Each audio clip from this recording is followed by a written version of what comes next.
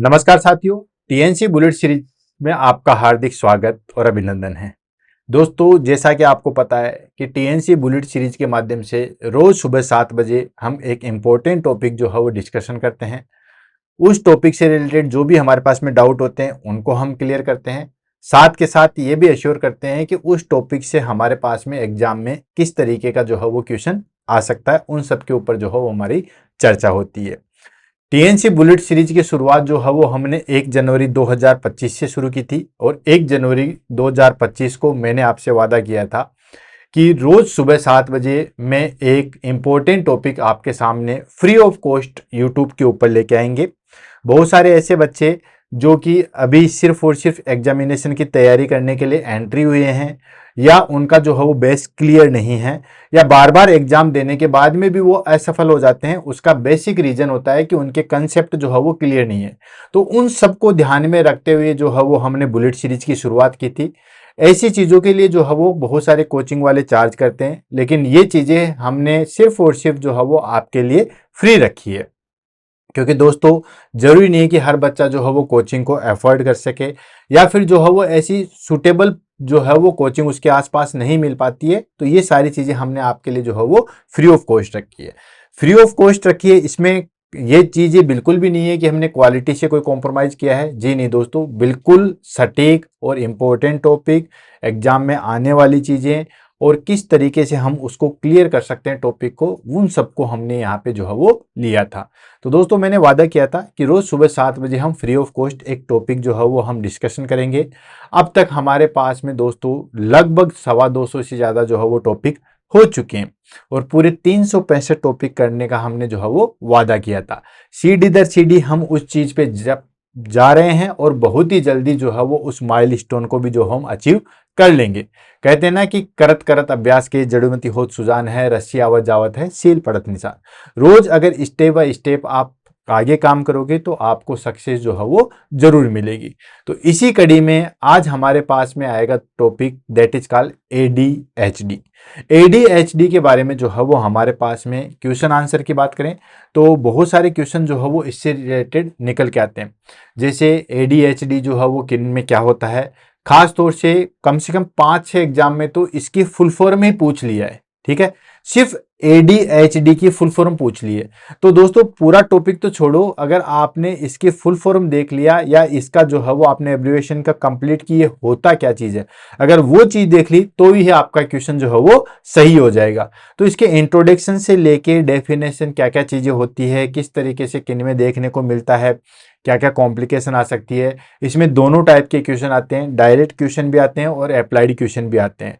Direct question में तो जैसे आपकी फुल फॉर्म पूछ ली या ADHD जो है वो किन में देखने को मिलता है या इसके रिस्क फैक्टर क्या क्या चीजें, ऐसे आ सकता है। और अप्लाइड क्वेश्चन में क्या होता है, कंडीशन दी होती है कि एक बच्चा जो है वो एक जगह टिक के बैठ नहीं सकता, उसमें ये चीजें हैं, तो कौन सा जो है वो डिसऑर्डर हो सकता है। तो दोनों प्रकार के क्वेश्चन आते हैं। अगर हम एक बार टॉपिक को अच्छे से कंप्लीट कर लोगे तो हमारे पास में किसी भी तरीके से कोई भी डाउट जो है वो नहीं रहेगा। तो दोस्तों चलते हैं आगे और इस टॉपिक को जो है वो फिनिश करते हैं। सबसे पहले आता है हमारे पास में दोस्तों इसका इंट्रोडक्शन। इंट्रोडक्शन क्या होता है, देन उसके बाद पूरी चीजें जो है वो हम पढ़ेंगे। तो दोस्तों ADHD का मतलब हो गया हमारे पास में attention deficit hyper activity disorder. अब देखो, इसको समझने के लिए इसके वर्ड को तोड़ दो, ठीक है, और इसको पूरा जो है वो हम कर लेंगे। इसी के मतलब इसके सिर्फ और सिर्फ इस शब्द में ही सारी डेफिनेशन, सारी चीजें छुपी हुई है। अब देखो, सबसे पहले A फॉर आता है अटेंशन। अटेंशन क्या होता है, एक जगह टिक के बैठना। ठीक है, रोज सुबह जब हम प्रेयर करते हैं तब भी बोलते हैं अटेंशन। ठीक है, एकाग्रचित होना, उसको हम बोलते हैं अटेंशन।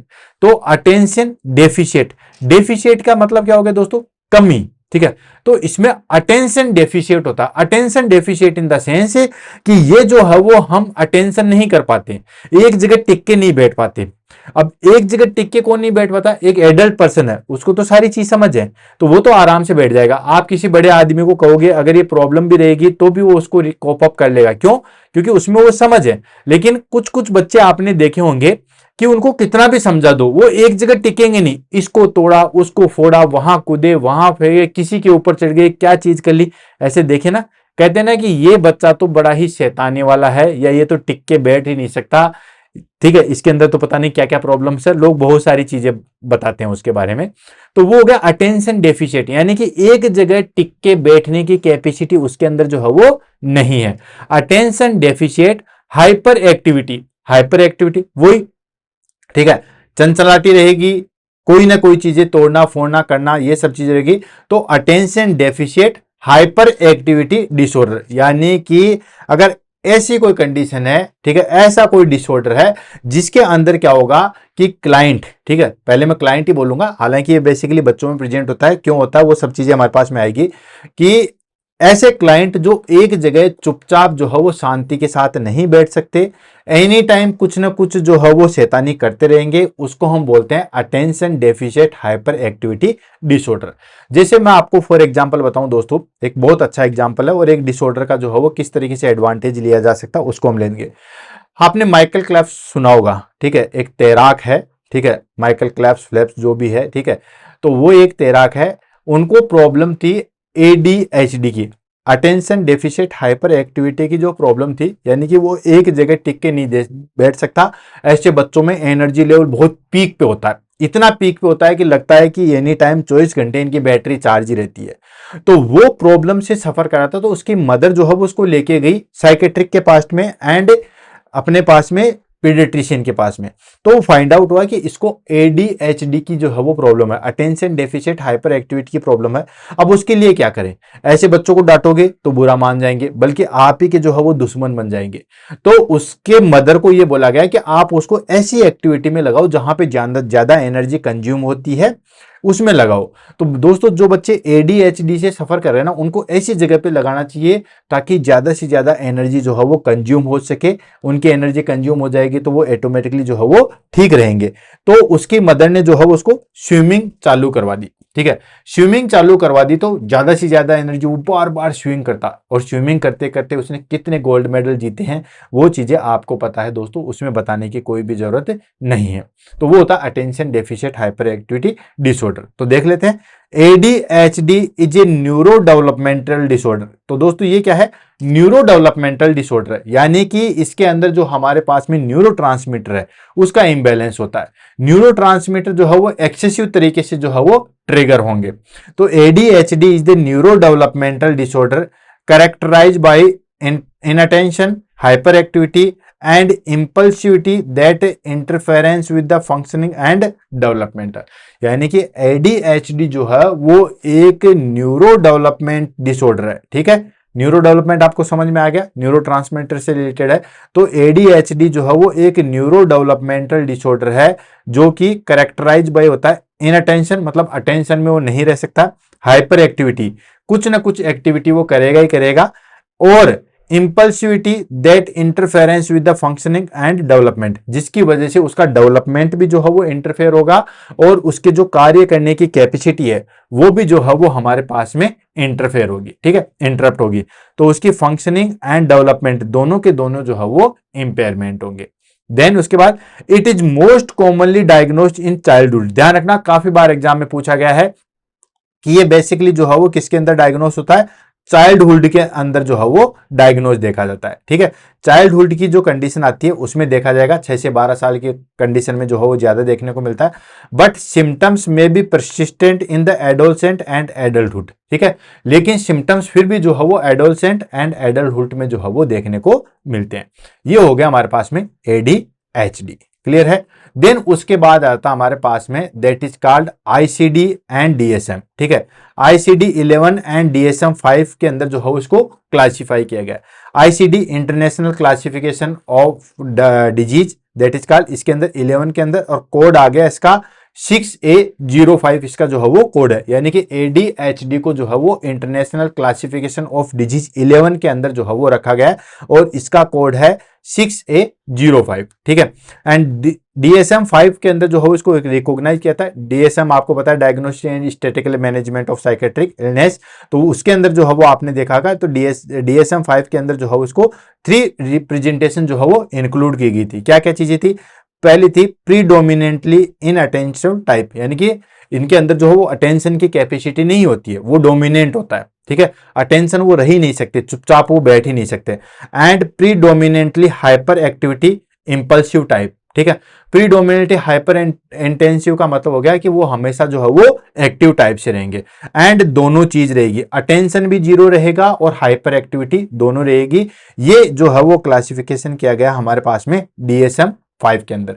तो अगर आपसे एग्जाम में पूछे कि ICD के अंदर जो है वो किसके अंदर रखा गया है, ICD-11 के अंदर रखा गया है और DSM-5 के अंदर रखा गया है। नेक्स्ट आ जाता है हमारे पास में दोस्तों epidemiology. Epidemiology in the sense कि वर्ल्ड वाइड देखा जाए तो ये ADHD जो है वो कितने लोगों में जो है वो प्रेजेंट होती है, ठीक है। तो देखा जाए तो जितने भी हमारे पास में वर्ल्ड वाइड जो बच्चे पैदा होते हैं उसमें 5 से 7% बच्चों में ये चीज देखने को मिलती है, ठीक है।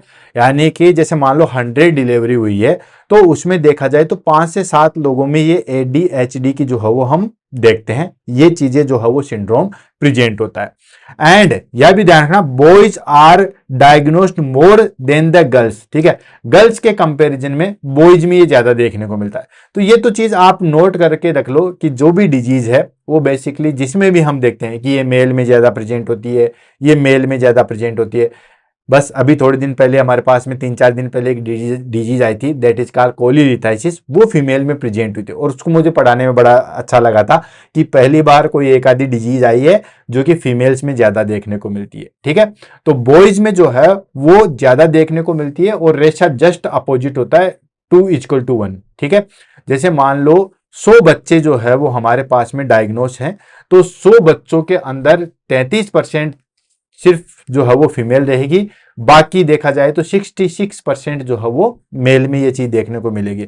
कुल मिला के ये कह सकते हैं कि ADHD जो है वो हमें बॉयज में सबसे ज्यादा देखने को मिलती है than compare to females.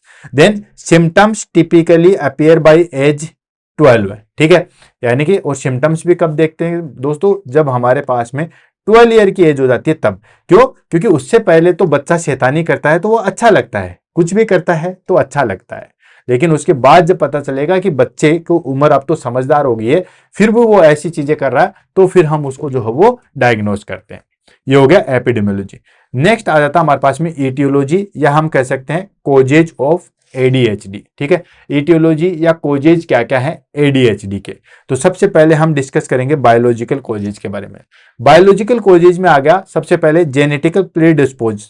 Genetical predispose का मतलब हो गया कि अगर फैमिली में किसी को भी मान लो कोई बच्चा पैदा हुआ है, अगर उसके बड़े भाई को, ठीक है, या उससे जो भी संतति है माता पिता को, किसी में भी ADHD की अगर कहीं ना कहीं जो है वो कंप्लेन है या ADHD जो है वो देखने को मिला है तो यहां पे भी जो है उसमें देखने को मिलेगा, ठीक है। तो जेनेटिक प्रीडिस्पोजिंग की बात करें तो ये बेसिकली जो है वो हमारे पास में अगर फैमिली में किसी न किसी को है तो इसमें जरूर देखने को मिलेगा। नेक्स्ट आ जाता है neurochemical imbalance. Neurochemical imbalance in the sense जैसे डोपामिन हो गया, नॉरएपिनेफ्रिन हो गया, एसिटाइलकोलिन हो गया, गाबा हो गया, बहुत सारे जो है वो हमारे पास में न्यूरोट्रांसमीटर आते हैं, लेकिन उसमें हमारे पास में मेन चीज कौन सी है दोस्तों, डोपामिन, ठीक है, और नॉरएपिनेफ्रिन। जैसे अभी कुछ दिन पहले हमने 2-3 दिन पहले जो है वो पार्किंसंस डिजीज दी थी, उसमें भी हमने जो है वो डिस्कस किया था। तो ठीक उसी तरीके से इसमें जो है वो हमारे पास में डोपामिन और नॉरएपिनेफ्रिन का जो है वो मेन रोल होता है, ठीक है। थर्ड आ जाता है ब्रेन स्ट्रक्चर एबनॉर्मलिटी। अगर हमारे पास में ब्रेन में कोई दिक्कत है, और ब्रेन में भी कौन सी, प्रीफ्रंटल कॉर्टेक्स में अगर कोई ना कोई प्रॉब्लम है तो हमें ADHD जो है वो देखने को मिलेगा। कुल मिला के आप इतना ही याद रखो कि जो हमारे पास में फ्रंटल कॉर्टेक्स है, ठीक है, उसमें ये सारी चीजें देखने को मिलेगी, तो इसको हम कहते हैं दोस्तों कि ये बेसिकली इटियोलॉजी। पहली इटियोलॉजी क्या है, ये हम बायोलॉजिकल पढ़ रहे हैं। बायोलॉजिकल में पहली चीज क्या आ गई कि अगर फैमिली में किसी को भी ADHD की प्रॉब्लम है तो बच्चों में वो देखने को मिलेगी। सेकंड चीज आती है हमारे पास में न्यूरोट्रांसमीटर, डोपामिन और नॉरएपिनेफ्रिन, इसमें कोई प्रॉब्लम आ रही है तो ये देखने को मिलेगा। थर्ड आती है ब्रेन स्ट्रक्चर एबनॉर्मलिटी, अगर हमारे पास में ब्रेन कॉर्टेक्स में प्रॉब्लम है तो आएगी। नेक्स्ट आ जाता है प्रीनेटल एंड प्रीनेटल, ठीक है। प्रीनेटल और पेरीनेटल फैक्टर कौन कौन से होते हैं, यानी कि डिलीवरी से पहले और डिलीवरी के बाद ऐसे कौन कौन से फैक्टर हैं जो कि ADHD को जो है वो प्रभावित करते हैं या ADHD को जो है वो बढ़ावा देते हैं। तो सबसे पहला आ गया दोस्तों maternal smoking, alcohol and drug usage. ठीक है, तो सबसे पहली चीज आ गई maternal smoking. Maternal smoking in the sense कि अगर मदर जो है वो स्मोकिंग कर रही है, ठीक है, मदर जो है वो अल्कोहल कंजप्शन कर रही है, या मदर जो है वो ड्रग का यूज कर रही है, तो बच्चों में एडीएचडी जो है वो देखने को मिलेगा। ठीक है, डेफिनेटली ये जो है वो हमारे पास में देखने को मिलेगा। तो मैटरनल स्मोकिंग है, अल्कोहल है, या ड्रग यूजेज है, अगर मदर स्मोकिंग कर रही है, अल्कोहल रही है, ड्रग का यूज कर रही है, तो उनमें ये चीज जरूर देखने को मिलेगी। नेक्स्ट आता है हमारे पास में, that is called premature birth. Premature birth का मतलब हो गया कि अगर बच्चा प्रीटर्म हो गया, ठीक है, प्रीटर्म हो गया, 37 वीक से पहले हो गया, ठीक है, लेस देन 37 वीक से अगर बच्चा पहले पैदा हो गया, तो उसमें जो है वो एडीएचडी जो है वो देखने को मिलेगा। Low birth weight, low birth weight आपको बताइए, अगर बच्चे का वेट जो है वो हमारे पास में 2500 ग्राम से कम हो गया, ठीक है, लेस देन 2500 ग्राम से कम हो गया, या 2.5 किलो से अगर बच्चा कम हो गया है, तो उसमें भी एडीएचडी जो है वो संभावना बढ़ जाती है। नेक्स्ट आता है बर्थ कॉम्प्लिकेशन। बर्थ कॉम्प्लिकेशन में कोई भी जेनेटल जो है वो प्रॉब्लम्स है, जैसे न्यूरल ट्यूब डिफेक्ट है या स्पाइनोबायोफिडा है, कोई भी बर्थ की जो है वो कंप्लेंट है, तो उसमें भी जो है वो हमें एडीएचडी देखने को मिलेगा। क्लियर है? तो ये था हमारे पास में प्रीनेटल एंड पेरीनेटल। पहला था हमारे पास में बायोलॉजिकल फैक्टर, और थर्ड आ जाता है एनवायरमेंटल फैक्टर। ठीक है, एनवायरमेंटल फैक्टर में क्या क्या चीज आती है, इसको हम ले लेते हैं। एनवायरमेंटल फैक्टर में आ गया पहली चीज exposure to lead and toxin. ठीक है, यानी कि ऐसी फैक्ट्रियां या ऐसी जगह जहां पे शीशे की मात्रा जो हो बहुत ज्यादा होती है, ठीक है, लीड का एक्सपोजर हो जाए या बहुत सारे टॉक्सिन्स जो है वो निकले, तो उसमें फिर बच्चों में जो है वो एडीएचडी देखने को मिलेगा। नेक्स्ट फैमिली डिस्फंक्शन और एक्सट्रीम स्ट्रेस। ठीक है, फैमिली के अंदर कोई भी जो है वो डिस्फंक्शन हो या बहुत ज्यादा स्ट्रेस हो, तो फिर उसमें आने वाली जो भी संतति है उसमें एडीएचडी देखने को मिलेगा। और लास्ट चीज आती है that is called poor nutrition. अगर न्यूट्रिशन प्रॉपर नहीं है तो भी एडीएचडी देखने को मिलेगा। तो क्लियर है, हमने डिस्कस किया था कि एडीएचडी जो है वो किस में देखने को मिलेगा। ठीक है, तो पहला था हमारे पास में बायोलॉजिकल फैक्टर। बायोलॉजिकल फैक्टर में हमने देखा था कि बायोलॉजी में मान लो कि जेनेटिक प्रॉब्लम्स हो, या एसिटाइल कोलिन का, या हम कहें कि डोपामिन नोरेपिनेफ्रिन, या हम कहें कि न्यूरोट्रांसमीटर की प्रॉब्लम्स हो। थर्ड, ब्रेन की स्ट्रक्चर में प्रॉब्लम हो। सेकंड आ गया हमारे पास में प्रीनेटल एंड पेरीनेटल, मतलब मदर जो है वो डिलीवरी से पहले अगर कोई भी ड्रग्स का या स्मोकिंग का या अल्कोहल का कंजप्शन कर रही है, तो उसमें देखने को मिलेगा। देन अगर बच्चा प्रीमेच्योर है तो हो सकता है, बच्चा अगर लो बर्थ वेट का है तो उसमें देखने को मिलेगा, या बच्चे में जन्मजात कोई प्रॉब्लम है तो उसमें देखने को मिलेगा। और लास्ट आ गया हमारे पास में environmental factor. Environmental factor in the sense कि अगर मान के चलिए एक्सपोजर हो जाए किसी का बहुत ज्यादा लीड या टॉक्सिन्स, उसका एक्सपोजर हो जाए, या फैमिली में जो है वो कोई भी डिस्फंक्शन या एक्सट्रीम स्ट्रेस आ जाए उसमें, या पुअर न्यूट्रिशन अगर हमें देखने को मिलेगा, तो उसमें जो है वो हमारे पास में एडीएचडी हो सकता है। तो ये 3 फैक्टर थे, तीनों को हमने अलग अलग डिस्कशन कर लिया। नेक्स्ट आता है sign and symptoms of ADHD. अब साइन एंड सिम्टम्स तो आपको पता ही है, ठीक है, साइन एंड सिम्टम्स वो ही है, अटेंशन की तो जो है वो डेफिशिएट होगा, और देन उसके बाद में जो है वो हमारे पास में बाकी चीजें हाइपर एक्टिविटी। तो इसको दोनों को हमने अलग अलग पढ़ेंगे। पहला पढ़ेंगे हम इन अटेंशन और सेकंड पढ़ेंगे हाइपर एक्टिविटी। ठीक है, अगर इन अटेंशन और हाइपर एक्टिविटी, ठीक है, दोनों को हम अलग अलग पढ़ेंगे, और उनमें अगर हमारे पास में सारों को मिला के अगर बच्चों में देखा जाए, अगर मोर 6 या 6 सिम्टम्स अगर देखने को मिलेंगे, तो हम कंसीडर करेंगे कि ये बच्चा जो है वो एडीएचडी से सफर कर रहा है। और अगर एडल्ट बच्चा है या एडल्ट पर्सन है, अगर उसमें 5 या 5 से अधिक जो है वो हमारे पास में साइन सिम्टम्स देखने को मिलेंगे, तो हम कह सकते हैं कि ये एडीएचडी से सफर कर रहा है। समझ में आ रहा है? नहीं आया? फिर से रिपीट कर रहा हूं, हम दोनों साइन सिम्टम्स को अलग अलग देखेंगे, इन अटेंशन को और हाइपर एक्टिविटी, यानी कि इन अटेंशन और हाइपर एक्टिविटी, उस बच्चे को हम क्या कहेंगे? एडीएचडी। पहले हम इन अटेंशन को देख लेंगे कि इन अटेंशन में क्या क्या चीजें हम देखने को देखी जाती है, और हाइपर एक्टिविटी में हम क्या क्या चीजें देखते हैं। तो इन टेंशन और हाइपर एक्टिविटी दोनों को मिला के हमारे पास में मान लो 10 साइन सिम्टम्स हो गए। ठीक है, उस 10 साइन सिम्टम्स में अगर 6 या 6 से अधिक साइन सिम्टम्स हमारे पास में मिल रहे हैं, किसी बच्चे में मैच कर रहे हैं तो हम कह सकते हैं कि ये बच्चा जो है वो ADHD से सफर कर रहा है। और अगर उसमें 5 या 5 से अधिक साइन सिम्टम्स अगर मिल रहे हैं एडल्ट के अंदर तो हम कह सकते हैं कि ये बच्चा जो है वो ADHD से सफर कर रहा है। क्योंकि कुछ कुछ चीजें ऐसी होती है, नॉर्मल कोई बच्चा एक्टिव है तो हम उसको डायरेक्टली ADHD नहीं कहेंगे, लेकिन उसमें कम से कम जो है वो 5 से 6 गुण जो है वो प्रेजेंट होने चाहिए, तभी हम उसको कहेंगे इसको ADHD है। तो पहली है easily distracted. Easily distracted in the sense कि बच्चा जल्दी से जो है वो डिस्ट्रैक्ट हो जाता है, पढ़ रहा है थोड़ी देर में डिस्ट्रैक्ट हो जाएगा, कुछ भी काम कर रहा है थोड़ी देर में उस चीज से उसका मन अलग हट जाएगा, अलगाव हो जाएगा, उसको हम कहते हैं इजीली डिस्ट्रैक्टेड। नेक्स्ट, फॉरगेटफुल इन डेली एक्टिविटी। जो भी उसकी डेली एक्टिविटीज है, मान लो उसको बोल दिया गया कि रोज आपको जो है वो पूजा करनी है, या रोज आपको जो है वो न्यूज़पेपर लाके यहाँ पे रखना है, या उसको बोल दिया कि रोज जो हमारे पौधे जो लगे हुए हैं बालकनी में उनमें पानी डालना है, उसको डेली एक्टिविटी असाइन कर दी है, लेकिन फिर वो बार बार भूल जाता है। ठीक है, अगर ऐसी चीज है तो फिर हम देखेंगे। Next, poor attention in details. ठीक है, वो चीज आ गई क्योंकि उसको अटेंशन नहीं रहेगा, कोई भी चीज उसको कहेंगे टिक के बैठ जा तो वो टिक के नहीं बैठेगा। ठीक है, तो अटेंशन जो है वो हमारे पास में उसका पुअर रहेगा। Next, avoid tasks required sustained efforts. ठीक है, वो क्या करेगा कि जो भी हम एफर्ट्स यूज करते हैं या जो भी हम चुपचाप रहने के एफर्ट्स हैं वो सब चीजें उसको अवॉइड करेगा। एंड फ्रीक्वेंट लूजेज आइटम्स, जो भी चीजें हैं या जिस चीज से वो खेल रहा है कर रहा है उससे जो है उसका मन उचट जाएगा। Next, does not seems to listen when spoken to. कोई भी पर्सन अगर उसको समझा रहा है या बोल रहा है तो उसकी बातों पे ध्यान ही नहीं देगा, उसको बोलने की बेटा ऐसा मत करो, ऐसा करना चीज सही नहीं है, ये करना चाहिए, तो उसकी बातों को सुनेगा नहीं, चिकना घड़ा बन जाएगा कि सामने वाला क्या बोल रहा है उससे उसको कोई मतलब नहीं रहेगा। ठीक है, तो ये तो हो गया इन अटेंशन। नेक्स्ट आता है हमारे पास में हाइपर एक्टिविटी या हम कहें इंपल्सिविटी। उसमें क्या होगा, फ्रिजिड एंड स्क्यूमर इन सीट्स। ठीक है, एक जगह टिक के बैठने का सवाल ही नहीं होगा। अगर हम उसको कहेंगे कि यहाँ पे बैठ जाओ थोड़ी देर के लिए, लेकिन वो नहीं बैठेगा, थोड़ी देर बैठाओगे आपको थोड़ी देर नीचे में अलग ही लगेगा। लीव शिफ्ट इन अप्रोप्रिएटली, अपनी जगह को छोड़ देगा, कहीं पे भी बैठने के लिए कहोगे वो वहां पे नहीं बैठ पाएगा। Next, run and climbs excessively. ठीक है, यानी कि कहीं पे भी चढ़ना है दौड़ने लगे, जब दौड़ने की जरूरत नहीं है तो भी दौड़ने लग जाएगा।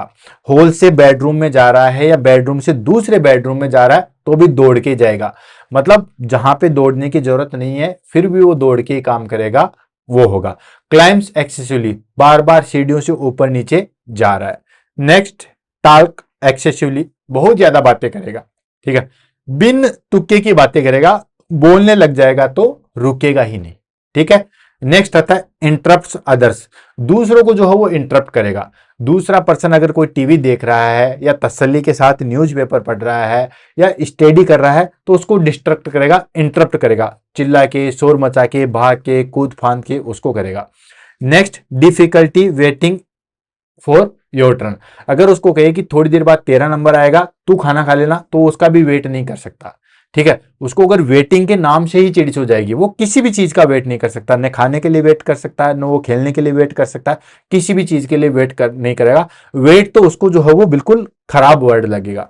Next, acts without thinking. ठीक है, बिना किसी थिंकिंग के भी एक्ट करने लग जाएगा, कौन सी चीज सही है या कौन सी चीज गलत है बिना सोचे समझे जो है वो एक्ट कर लेगा। तो ये सारी चीजें आती है। अब हमारे पास में करीबन जो है वो 10 सिम्टम्स तो यहाँ थे हमारे पास में, 6 सिम्टम्स तो यहाँ थे हमारे पास में, और लगभग 7 सिम्टम्स जो है वो यहाँ पे। कुल मिला के जो है वो हमारे पास में टोटल जो है वो 13 सिम्टम्स आ गए। इन 13 सिम्टम्स में अगर 6 सिम्टम्स भी हमें यहाँ देखने को मिल गया, बच्चों के अंदर 6 या 6 से अधिक सिम्टम्स देखने को मिल गया तो हम कह सकते हैं कि ये बच्चा जो है वो ADHD से सफर कर रहा है। और अगर एडल्ट के अंदर 5 या 5 से अधिक भी साइन सिम्टम्स देखने को मिल गया तो भी हम कह सकते हैं कि उसको जो है वो हमारे पास में ADHD है। क्लियर है। नेक्स्ट आ जाता है हमारे पास में डायग्नोसिस ऑफ ADHD। ADHD का डायग्नोसिस कैसे करोगे? ठीक है, तो दोस्तों सबसे पहले तो है कि ADHD का जो डायग्नोसिस हम करते हैं वो बेस्ड करते हैं DSM-5 क्राइटेरिया पे। और DSM-5 क्राइटेरिया जो है वो क्या कहता है दोस्तों, पहली चीज है ये जितने भी साइन सिम्टम्स है वो हमारे पास में कब होने चाहिए, बिफोर एज ऑफ 12। ठीक है, और एटलीस्ट कम से कम जो है वो 6 महीने ये सिम्टम्स प्रेजेंट होने चाहिए। ऐसा नहीं है बच्चा मान लो फर्स्ट आ गया है या बच्चे को मन चाहे गिफ्ट आ गया तो उसमें एनर्जी ऑटोमेटिक बढ़ जाती है, तो वो बच्चा 2-4 दिन से बहुत ज्यादा खुश है, बहुत ज्यादा जो है वो एक्टिव है, आप तो कह दोगे कि ये तो ADHD से सफर करा। जी नहीं, कम से कम 6 महीने उसको ऑब्जर्व करो। 2-4 दिन तो मान लो उसके घर पे कोई आया है, मान लो आपने छोटा सा पप्पी कुत्ता भी घर पे लेके आया, उसको देख के भी वो बड़ा खुश हो जाता है अगर उसको कुत्ते पसंद है तो 2-5 दिन तो वैसे भी रिएक्ट करने लग जाएगा। ठीक है, तो कम से कम जो है वो साइन सिम्टम्स जो प्रोड्यूस कर रहे हैं ADHD के, वो कम से कम 6 महीने जो है वो दिखने चाहिए। और एग्जाम में क्वेश्चन आया हुआ है, ध्यान रखना दोस्तों। ठीक है, कि कितने महीने तक हम उसको ऑब्जर्व करते हैं और कितने दिनों तक ध्यान में रखते हैं। तो 6 महीने तक अगर वो ऐसी एक्टिविटी शो करता है, मतलब उसको अंदर से ही कोई प्रॉब्लम है, वो किसी बाहरी खुशी की वजह से नहीं हो, और एटलीस्ट उसकी एज जो है वो हमारे पास में 12 होनी चाहिए। ठीक है, देन उसके बाद आता है नेक्स्ट, अकर इन 2 मोर सेटिंग्स, अलग अलग जो है वो देखना है। ऐसा नहीं है कि मान लो हमने जो है वो उसको अटेंशन देखा, मान लो वो घर पे बहुत खुश रहता है लेकिन स्कूल के अंदर बिल्कुल चुपचाप है। ठीक है, तो कम से कम 2 सेटिंग में होना चाहिए।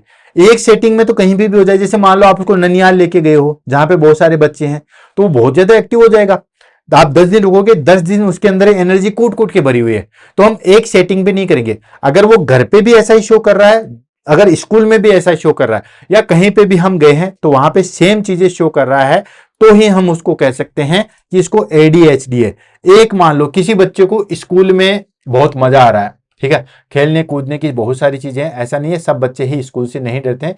कुछ बच्चे ऐसे होते हैं जिनको खेलने कूदने में बड़ा मजा आता है, तो वो स्कूल में जाते हैं तो बहुत खुश होते हैं और घर आते ही चुपचाप हो जाते हैं। तो ऐसा नहीं है कि फिर हम उसको स्कूल में देखते हैं बहुत एक्टिव है, 6 महीने से बिल्कुल खुश है, हमने उसको टैग लगा दिया कि ये ADHD से सफर करा। जी नहीं दोस्तों, कम से कम जो है वो स्कूल या होम सेटिंग या कहीं पे भी जो है वो ये चीजें शो करनी चाहिए। नेक्स्ट आता है कोजेज फंक्शनल इंपेयरमेंट। ठीक है, यानी कि उसके जो कोजेज हैं वो फंक्शनल इंपेयरमेंट के होने चाहिए। तो ये हो गया हमारे पास में डायग्नोसिस। उसके बाद में और भी बहुत सारे टूल हैं वन बाय वन इनको ले लेते हैं, किस तरीके से हम ADHD को जो है वो असेस कर सकते हैं। ठीक है, तो ADHD को असेस करने के लिए हमारे पास में यहाँ पे 3 प्रकार के टूल हैं। कौन कौन से? वेंडरबिल्ट असेसमेंट स्केल आता है, ठीक है, नेक्स्ट कॉर्नर्स रेटिंग स्केल आता है, तीसरा ADHD रेटिंग स्केल 4 आता है। ठीक है, इन स्केल के द्वारा भी जो है वो हम ADHD को जो है वो डायग्नोस कर सकते हैं। इसमें क्या होता है? Clinically interview with child, parents and teachers. ठीक है, क्लिनिकली इंटरव्यू किया जाता है, उसके द्वारा भी हम कर सकते हैं। बाकी इनको स्केल कर लेते हैं। स्केल में बेसिकली हमारे पास में क्या है दोस्तों, एक तरीके से जैसे रेटिंग स्केल आता है, उसमें हम 0, 1, 2 एंड 3 पॉइंट्स देते हैं। ठीक है, किस प्रकार की उसकी एक्टिविटी है उस हिसाब से जो है वो उसको पॉइंट देते हैं, एंड पॉइंट के बाद में हम स्कोर जो है वो काउंट करते हैं। ठीक है, तो जैसे पहला हम ले लेते हैं दोस्तों वेंडरबिल्ट असेसमेंट। ये देखिए, ये है हमारे पास में वेंडरबिल्ट असेसमेंट होता है। इसके अंदर जो है वो हमारे पास में अप्रोक्सीमेटली जो है वो 55 आइटम्स आते हैं। यहाँ पे मैंने सिर्फ 35 ही शो कर रखे हैं, और भी बहुत सारे हैं। ठीक है, तो ये हमारे पास में वेंडरबिल्ट असेसमेंट है। ठीक है, इसमें हम देखते हैं, इसमें मिनिमम स्कोर के टोटल जो है वो हमारे पास में 55 जो है वो पॉइंट्स होते हैं। ठीक है, और इसके अंदर जो है वो रेटिंग दी जाती है। रेटिंग इन द सेंस कि यहाँ पे जैसे हमारे पास में कि बच्चा इस तरीके से काम कर रहा है तो हमेशा ही करता है या नहीं करता है, इस तरीके से जो है वो रेटिंग दी जाती है। इसमें अलग अलग जो है वो कॉलम, जैसे हमारे पास में जैसे एक पॉइंट ले लेते हैं, जैसे 15 नंबर का पॉइंट है टॉक एक्सेसिवली, यानी कि बहुत ज्यादा जो है वो बात करता है। 1 नंबर देंगे कि नहीं, वो कभी भी बहुत ज्यादा बात नहीं करता है, तब उसको 1 नंबर दे देंगे। कहने की हाँ ओकेजनली वो बहुत ज्यादा बात करता है तो 2 नंबर देंगे। मान लो उसको कहेंगे नहीं ज्यादातर तो ये हमेशा ज्यादा ही बात करता रहता है, ठीक है, तो हम 3 पॉइंट देंगे। और चौथा आ जाएगा कि नहीं ये तो जब देखो तब बात ही करता रहता है, तो वो सारी चीजें। तो इस तरीके से जो है वो हम उसमें रेटिंग स्केल देंगे। ऐसा ही हमारे पास में आ जाता है कॉर्नर्स रेटिंग स्केल। इसमें भी हमारे पास में वही पॉइंट है। ठीक है, कॉर्नर्स रेटिंग स्केल में हमारे पास में जो है वो 10 पॉइंट्स आते हैं। ठीक है दोस्तों, क्या आते हैं? 10 पॉइंट्स आते हैं। उसमें हमारे पास में 0, 2, 0, 1, 2 एंड 3 पॉइंट्स देते हैं। ठीक है, तो इसमें मिनिमम पॉइंट कितना हो जाएगा? मिनिमम पॉइंट आ जाएगा हमारे पास में 0, और मैक्सिमम पॉइंट कितना हो जाएगा दोस्तों? मैक्सिमम पॉइंट हो जाएगा हमारे पास में 30। क्लियर है? तो ये ध्यान रखना, टोटल जो है वो हमारे पास में टोटल जो है वो 10 पॉइंट्स होते हैं। यह आ गया कॉर्नर्स रेटिंग स्केल, इसके द्वारा रेट दी जाती है। और नेक्स्ट आता है हमारे पास में that is called ADHD rating scale 4। ठीक है, आपको एग्जाम में जब पूछा जाएगा तो यही चीज पूछी जाएगी। जैसे आपसे पूछा जाएगा कि वेंडरबिल्ट असेसमेंट स्केल में पॉइंट कितने होते हैं, तो दोस्तों इसके अंदर जो है वो हमारे पास में पॉइंट होते हैं, इसको मैं क्लीन कर देता हूं। पॉइंट होते हैं हमारे पास में, पॉइंट की अगर हम बात करें तो पॉइंट होते हैं हमारे पास में 55 पॉइंट्स होते हैं। इसके अंदर टोटल पॉइंट की अगर हम बात करें तो इसके अंदर टोटल पॉइंट जो है वो 10 होते हैं। मिनिमम स्कोर जो है वो 0 होता है और मैक्सिमम स्कोर जो है वो हमारे पास में 30 होता है। ठीक है, ऐसे ADHD रेटिंग स्केल की बात करें तो इसमें टोटल पॉइंट जो है वो हमारे पास में कितने आते हैं, टोटल पॉइंट जो है वो हमारे पास में 18 आते हैं। मिनिमम स्केल जो है वो हमारे पास में जो है दोस्तों दैट इज कॉल्ड, ये देखिए आपको टोटल 18 स्केल हैं। ठीक है, ये आ गया ADHD रेटिंग स्केल 4। ठीक है, ये होम वर्जन है, घर पे भी करते हैं। इसमें आपको पॉइंट देते हैं, मिनिमम जो है वो 0 आता है, मैक्सिमम जो है वो 3 आता है। तो इसका मिनिमम पॉइंट जो है वो 0 हो जाएगा। मिनिमम पॉइंट जो है वो हमारे पास में 0 एंड मैक्सिमम जो है वो हमारे पास में आ जाएगा दोस्तों 54। ठीक है, 34 से ज्यादा आते ही हम कह सकते हैं कि इसको ADHD है। ठीक है, तो ये बेसिकली जो है वो स्केल हम यूज करते हैं।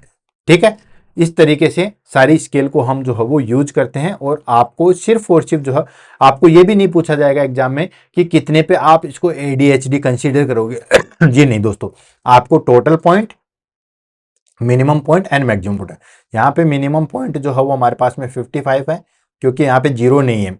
ठीक है, वेंडरबिल्ट स्केल में कभी भी 0 नहीं है, ये चीज ध्यान रखना। ठीक है, वहां 1 से शुरू है और ज्यादातर 5 आएंगे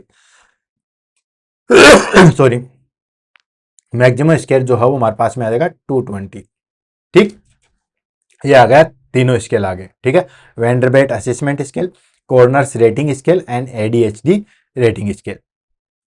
बाकी क्लिनिकली इंटरव्यू के द्वारा भी जो है वो चाइल्ड, पेरेंट्स एंड टीचर लेके भी जो है वो असेसमेंट कर सकते हैं। ये आ गए इसके असेसमेंट टूल। नेक्स्ट आ जाता है दोस्तों मैनेजमेंट। मैनेजमेंट किस तरीके से करेंगे उसको हम लेते हैं। तो मैनेजमेंट की अगर हम बात करें, management and treatment of ADHD, तो सबसे पहले हम करेंगे दोस्तों फार्माकोलॉजिकल मैनेजमेंट। फार्माकोलॉजिकल मैनेजमेंट की हम बात करें तो इसमें हम देते हैं दोस्तों स्टिमुलेंट्स। स्टिमुलेंट्स का मतलब हो गया कि ये जो है बेसिकली हमारे पास में इन अटेंशन जिसको रहते हैं। ठीक है, इन अटेंशन का मतलब वो चुपचाप जो हो टिक ही नहीं सकता, तो उसमें हमारे पास में मिथाइल पिरिडेट एंड एमिटोफेन्स भी देते हैं। अब स्टिमुलेट क्या करता है दोस्तों, डोपामिन एंड नोर एपिनेफ्रिन को जो है वो इंक्रीज करता है। अब आप कहोगे कि सर डोपामिन इंक्रीज कर रहे हैं तो कैसे, इन अटेंशन का मतलब होता है हमारे पास में कि वो एक जगह एकाग्रचित नहीं हो सकता, और डोपामिन इसमें काफी ज्यादा हेल्प करता है। ठीक है, किसी भी चीज को समझने के लिए, अटेंशन के लिए जो है वो डोपामिन काफी ज्यादा जो है वो रिक्वायर होता है। आप इसको एक्टिविटी से मत लो दोस्तों, ठीक है, मसल्स की एक्टिविटी से मत लो। आप इसको समझो कि डोपामिन अगर ज्यादा रिलीज होता है तो वो सोचने समझने की कैपेसिटी अच्छी तरीके से इंक्रीज करता है। जो भी हम रॉन्ग डिसीजन लेते हैं, गलत डिसीजन लेते हैं, हमारी पढ़ाई से मन उचक जाता है, वो डोपामिन की डेफिशिएंसी की वजह से होता है।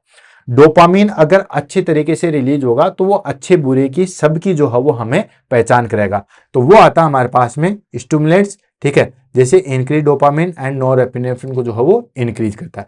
नेक्स्ट आता है नॉन स्टिमुलेंट्स, यानी कि ये जो है वो हमारे पास में स्टिमुलेट नहीं करते हैं। एग्जाम्पल आ गया हमारे पास में एटोमेक्सटिन। ठीक है, ये क्या करता है हमारे पास में, सिलेक्टिव नॉरएपिनेफ्रिन रीअपटेक इनहिबिटर है, यानी कि जो ज्यादा रिलीज हो गया है उसको इनहिबिट करता है। अदर्स में आ गया हमारे पास में क्लोनिडीन आता है, देन उसके बाद ग्यूफेनिक आता है, एंड ये जो है हमारे पास में कॉम्बर्टिक्स, इंसोमिनिया, उनमें जो है वो हेल्प करता है। साइड इफेक्ट की बात करें तो दोस्तों साइड इफेक्ट में सबसे ज्यादा आता है हमारे पास में दैट इज का इंसोमिनिया। इंसोमिनिया जो है वो सबसे ज्यादा देखने को मिलता है, और काफी बार जो है वो एग्जाम में भी ये पूछा गया है कि जो हमारे पास में ADHD की जो है ड्रग्स है उसमें सबसे ज्यादा क्या देखने को मिलेगा, इंसोमिनिया देखने को मिलेगा। बाकी decrease appetite, irritability, headache, growth suppression, ये सारी चीजें जो है वो लॉन्ग टर्म हमें देखने को मिलेगी। डिक्रीज एपिटाइटी मतलब उसको भूख वूख ज्यादा जो है वो नहीं लगेगी। इरिटेबिलिटी, बच्चा जो है वो हमेशा इरिटेबल होगा। हेडेक देखने को मिलेगा, एंड ग्रोथ सप्रेशन जो है वो देखने को मिलेगा। नेक्स्ट आता है important that is called behaviour therapy. ADHD में सबसे ज्यादा जो है वो बिहेवियर थेरेपी ही यूजफुल होती है, और उसमें आता है हमारे पास में कॉग्निटिव बिहेवियर थेरेपी। ध्यान रखना CBT, ठीक है, ये हमारा CBT वो नहीं है, ठीक, कंबाइंड बेस्ड टेस्ट नहीं है, ठीक, कंप्यूटर बेस्ड टेस्ट नहीं है जो हम एग्जाम में करते हैं।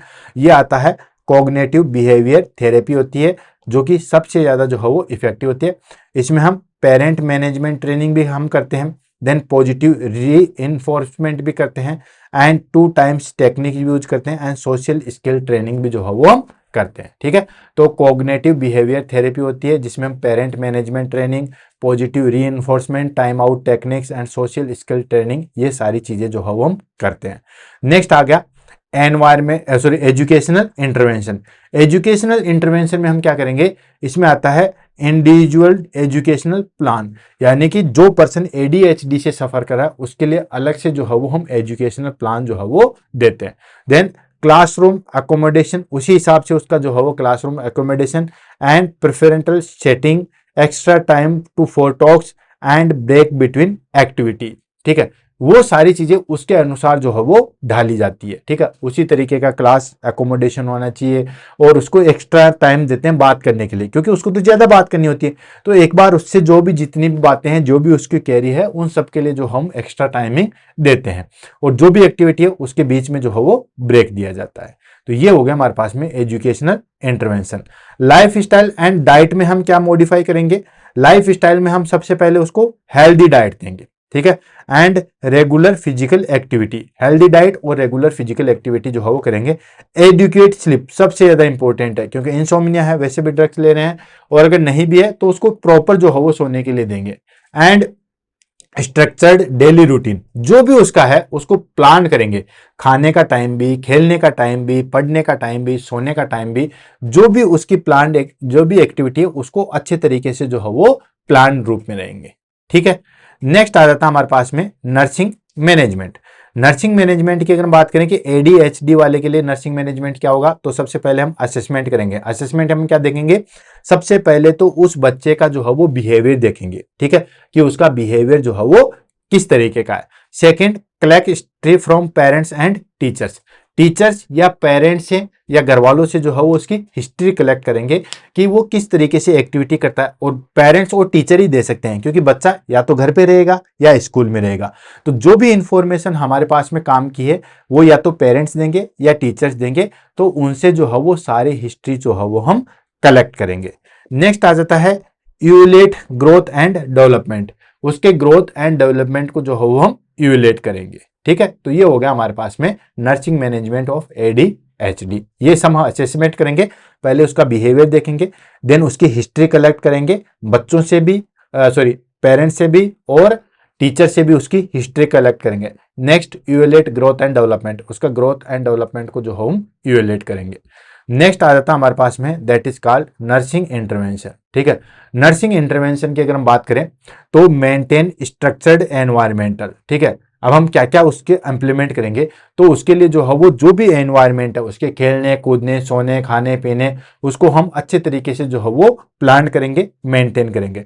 And reduce distraction in surrounding, जो भी चीजें उसको डिस्ट्रैक्ट कर रहे हैं उनको हम रिड्यूस करेंगे ताकि वो डिस्ट्रैक्शन उसको ज्यादा ना हो। And use clear and simple instruction, उसको बिल्कुल क्लियर और सिंपल जो है वो इंस्ट्रक्शन देंगे ताकि वो इन सब चीजों को बहुत अच्छे तरीके से जो है वो फॉलो कर सके।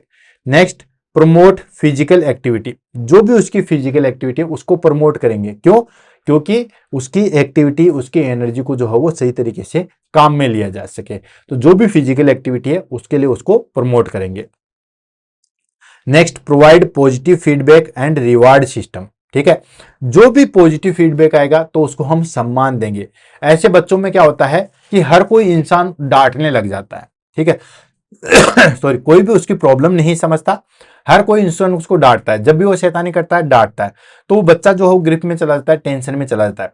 लेकिन जब भी अगर वो सही तरीके से काम करे, मान लो उसको कहे कि चुपचाप बैठ जा, मान लो उसने कैसे जैसे करके चुपचाप भी बैठ गया, फिर अगर उसको ध्यान नहीं दोगे तो दिक्कत आएगी कि नहीं यार अपन इतनी देर चुपचाप बैठे कोई फायदा नहीं है, तो उसको जो है वो हम रिवार्ड देंगे। अगर कुछ अच्छा काम किया है, अपना कहना मानना है, टिक के बैठा है, तो हम रिवार्ड सिस्टम करेंगे।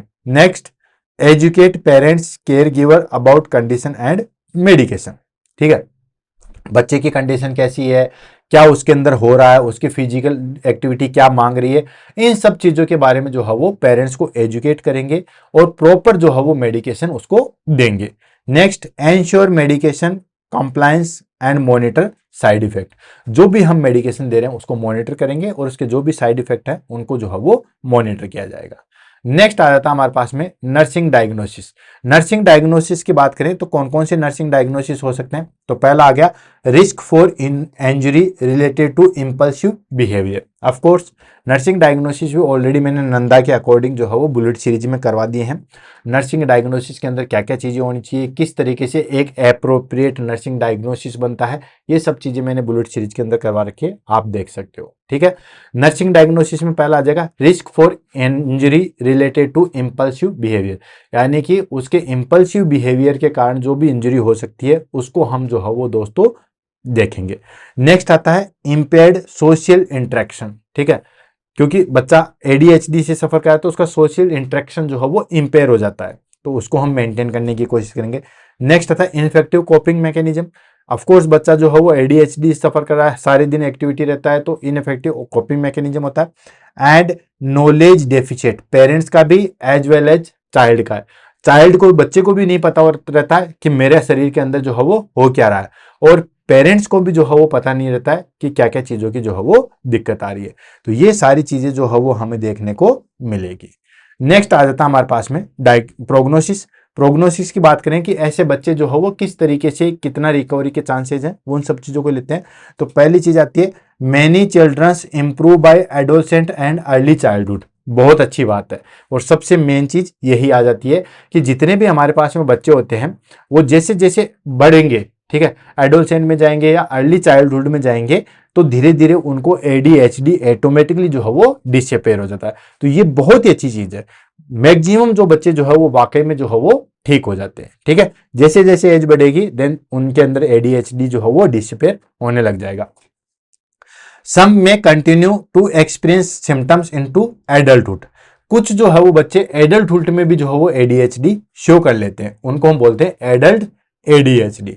Early diagnosis and multi modal treatment improve outcomes significantly. अब अगर एडल्ट में भी एडीएचडी है, पहले तो हम क्या करेंगे दोस्तों, वेट करते हैं, उसको बिहेवियर थेरेपी दिया, ये सब चीजें दिया। तो मैक्सिमम केसेज में क्या होता है कि जैसे जैसे एज बढ़ती है, जैसे जैसे बच्चा जो है वो एडल्टहुड के अंदर जाता है, 18 से 20 साल की कंडीशन में जाता है, तो वो सारी चीजें जो है वो डिसअपेयर हो जाती है, यानी कि एडीएचडी जो है वो डिसअपेयर हो जाता है। लेकिन उसके बाद में कई कई बच्चों में एडल्ट में भी जो है वो एडीएचडी देखने को मिलेगा, जिसको बोलते हैं एडल्ट एडीएचडी, तो उनमें वो भी चीज देखने को मिलेगी। तो उसमें क्या करते हैं दोस्तों कि early diagnosis and multimodal treatment से ये सारी चीजें जो है वो इंप्रूव हो सकती है। फटाफट जो है वो एग्जाम की वजह रिव्यू सिस्टम देख लेते हैं। सबसे पहले इसके अंदर कौन से न्यूरोट्रांसमीटर जो है वो होते हैं, डोपामिन एंड नोरेफ्रेनफ्रिन जो है वो इन्वॉल्व होता है। काफी बार एग्जाम में पूछा गया, वैसे तो एग्जाम की दृष्टि से इंपॉर्टेंट पॉइंट में यहाँ पे लेके आऊँ, तो डोपामिन एंड नोरेफ्रेनफ्रिन जो है वो हमारे पास में इन्वॉल्व होता है। ठीक है, कौन सा टाइप जो है वो देखने को मिलेगा, कंबाइंड टाइप, यानी कि इनअटेंशन और हाइपर एक्टिविटी दोनों को देखने को मिलेगा। कुछ बच्चे इनअटेंशन शो करते हैं, कुछ हाइपर एक्टिविटी करते हैं, लेकिन मैक्सिमम बच्चों में जो है वो दोनों देखने को मिला, इनअटेंशन भी और hyper activity. First line drugs कौन सी है दोस्तों, मिथाइल फिनिडेट है या एम्फिटेमाइन है। देन डायग्नोसिस क्राइटेरिया की अगर हम बात करें तो DSM-5 एंड DSM-5 के अकॉर्डिंग जो है वो सिम्टम्स मोर देन जो है वो 6 मंथ से ज्यादा रहनी चाहिए। क्या क्या क्राइटेरिया था कि बच्चा जो है वो एटलीस्ट 12 ईयर के अंदर जो है वो हमारे पास में स्टार्टिंग होना चाहिए था। जो भी हमारे पास में साइन सिम्टम्स थे उसमें कम से कम जो है वो 6 से अधिक साइन सिम्टम्स होने चाहिए। जो सिम्टम्स है वो कम से कम 6 महीने से ज्यादा होने चाहिए उसके अंदर। देन उसके बाद 2 अलग अलग सेटिंग्स में भी वो होने चाहिए। ठीक है, तो ये सारे क्राइटेरिया थे, तभी हमारे पास में सारी चीजें जो है वो फिलफुल होगी। ठीक है, क्या क्या चीजें थी, 12 साल की उम्र, देन साइन सिम्टम्स कम से कम जो है वो 6 महीने तक होने चाहिए, देन उसके बाद 2 अलग अलग सेटिंग में वो प्रेजेंट होने चाहिए। असेसमेंट टूल्स कॉर्नर्स था, वेंडरबिल्ट था, ADHD रेटिंग स्केल था, ये हमारे पास में कुछ असेसमेंट टूल थे। क्लियर है? तो दोस्तों इसी के साथ जो है वो आज की क्लास हमारे पास में जो है वो फिनिश होती है। क्लास बिल्कुल ज़्यादा बड़ी नहीं है, छोटी है। उसमें कहाँ कहाँ से एग्जाम में क्वेश्चन पूछाते हैं वो मैंने आपको बता दिया था, और जो मैंने इंपॉर्टेंट लगा वहीं से एग्जाम में क्वेश्चन आएगा। जहां जहां पे भी जैसे साइन सिम्टम्स कितने समय तक रहने चाहिए, कम से कम 6 महीने तक रहने चाहिए, 2 अलग अलग सेटिंग में होने चाहिए। ADHD के फुल फॉर्म बता दी, कौन से न्यूरोट्रांसमीटर इन्वॉल्व होते हैं वो बता दिया, एज ग्रुप मैंने बता दिया था। देन उसके बाद प्रोग्नोसिस का बहुत अच्छा है, जैसे जैसे एज बढ़ेगी वैसे वैसे ADHD जो है वो फिनिश हो जाएगा। तो इंपॉर्टेंट चीजें मैंने आपको सारी जो है वो क्लियर करवा दी है। क्लियर है? इसी के साथ हम आज की क्लास को जो है फिनिश करते हैं। क्लास कैसे लगी उसके बारे में जरूर बताइएगा। इसी के साथ दोस्तों आज की क्लास से अलविदा मिलते हैं कल सुबह 7 बजे। तब तक के लिए all the best, have a nice day. Thank you so much.